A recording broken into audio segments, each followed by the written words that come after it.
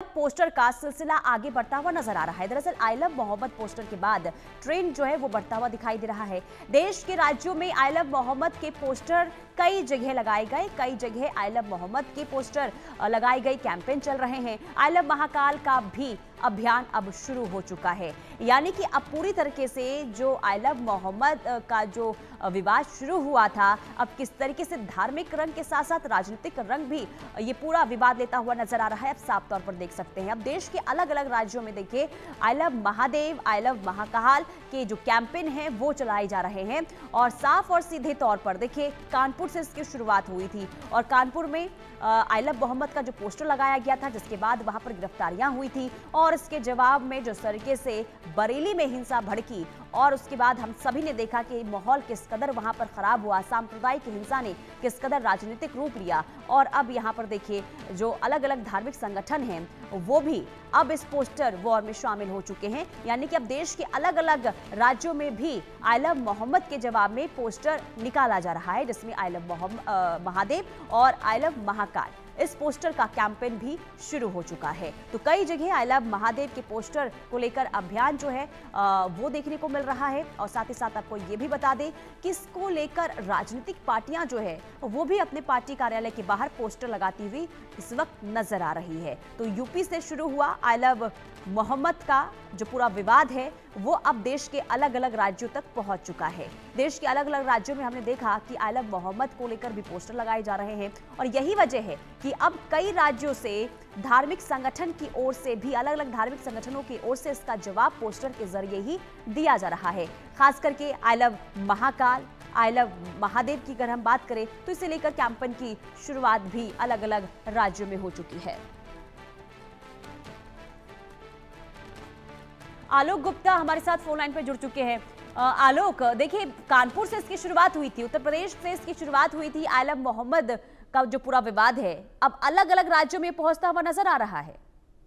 जी बिल्कुल, जैसा कि आप बरेली में देख सकते हैं, आई लव मोहम्मद का जो जुमे की नमाज थी उसके बाद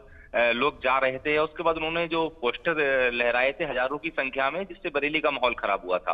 और कहीं ना कहीं ये देखने को मिला है कि आई लव मोहम्मद की वजह से ही पूरा बरेली का अमन चैन खराब हुआ था और कहीं ना कहीं ये देखा जा रहा है कि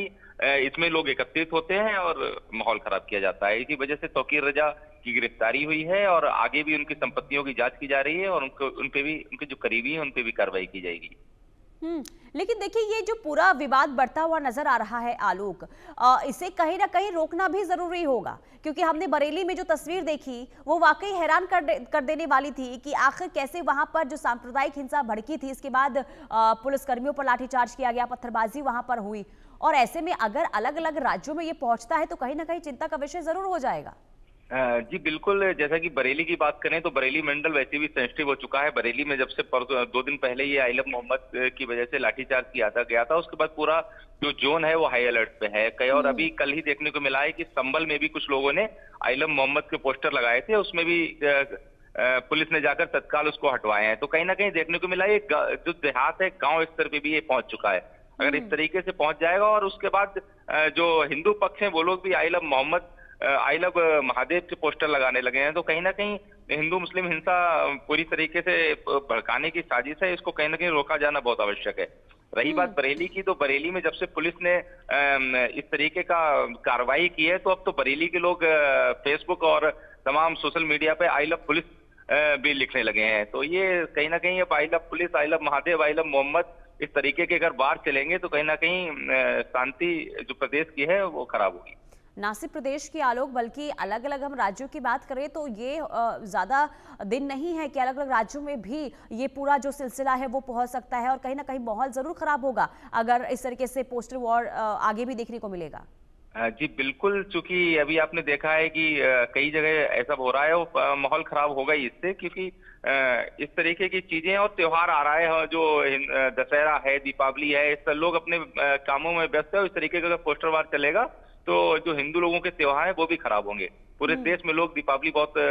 हर्षोल्लास से मनाते हैं। कहीं ना कहीं ये त्योहार को खराब करने की भी साजिश है पूरे देश में। लेकिन आलोक, ऐसा क्यों होता है जब भी हिंदू फेस्टिवल कोई भी जिसकी शुरुआत होती है उससे पहले ऐसे सांप्रदायिक हिंसा, सांप्रदायिक विवाद आखिर शुरू क्यों हो जाता है? क्योंकि अभी देखिए नवरात्रि का मौका चल रहा है और इस मौके से पहले ही, यानी कि त्योहार से पहले किस तरीके से आलम मोहम्मद का जो पूरा विवाद शुरू हुआ था, बरेली की हमने तस्वीर देखी और ये अलग अलग राज्यों में भी पहुंचेगा। तो कुल मिलाकर